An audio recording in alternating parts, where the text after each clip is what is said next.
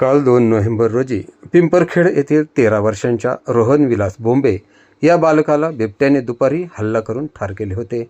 पिंपरखेड तालुका शिरूर येथे 12 October, 22 October व 2 November रोजी अशा सलग घटना घडल्यामुळे जुन्नर, आंबेगाव, शिरूर तालुक्यातील जनतेचा उद्रेक झाला आहे. काल संतप्त नागरिकांनी वन विभागाची गाडी व कार्यालय पेटवून दिले होते. आज राष्ट्रवादी शरदचंद्र पवार पक्षाने मनसर येथे रास्ता रोको केला. त्यास मोठ्या प्रमाणावर नागरिक उपस्थित होते. यावेळी या मृत बालकाच्या मोठ्या भावाने तिथं येऊन भाषणं ठोकणाऱ्या नेत्यांना खडे बोल सुनावले व पोलिसांनी आपल्यावर दबाव आणल्याचाही गंभीर आरोप केला. साहेब, मी मुलाचा मोठा भाऊ आहे. काल आम्हाला ही घटना दुपारी कळल्यापासून आम्हाला जेव्हा रात्री ही घटना कळली, पोलीस प्रशासनाने आम्हाला सहकार्य केले हे मान्य आहे आम्हाला.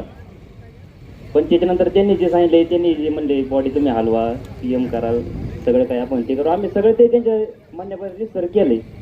काल ज्या स्पॉटला घटना घडली त्या ठिकाणी 1000 पब्लिक होतं.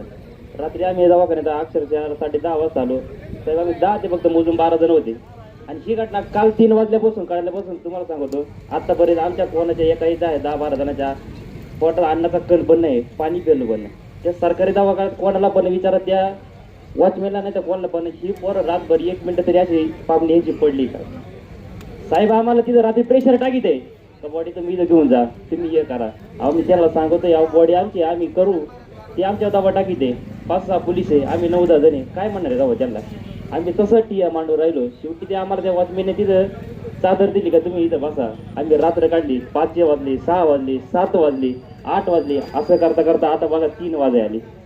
या घटनेला झाले किती तास? कालपासून आमच्या एकाही या 10-12 जणांच्या अन्नाच्या पोटात गण नाही. तुम्हाला खरं सांगतो, इथं पाणी वाटत चालू आहे, खाणं वाटत चालू आहे, चांगलंय चांगलंय.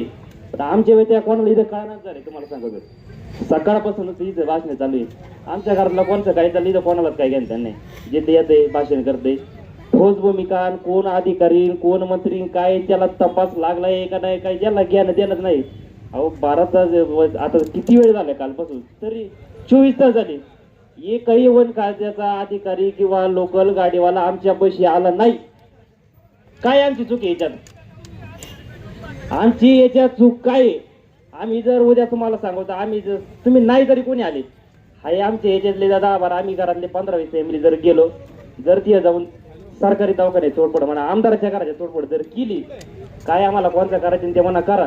आमचा बघायचा टाइम संपलाय. तुम्हाला घर सांगतो, हातात सलाईन काढून आले मी दवाखान्यात. इथं सगळ्यांना इथं खोटं वाटतं, पण आमची रात्रीची दवाखान्यात 10-12 जण होते. अक्षरशः कोणी झोपलेलं नाही.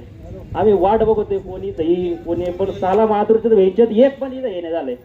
यांच्या काठी घालायची का यांच्या बांगल्यात काठी घालायची, आता फक्त आम्हाला एवढं फक्त बघायचे. आम्ही थोड्या वेळा आता फक्त वाट बघणार. सकाळपासून आम्ही सगळे उन्हात बसले, तुम्ही पण बसले, सगळ्यांनी सहकार्य आम्हाला केले. आम्ही वाट कवर बघायची, आम्हाला फक्त एवढंच प्रश्न आहे, एवढं तुम्ही सांगा फक्त.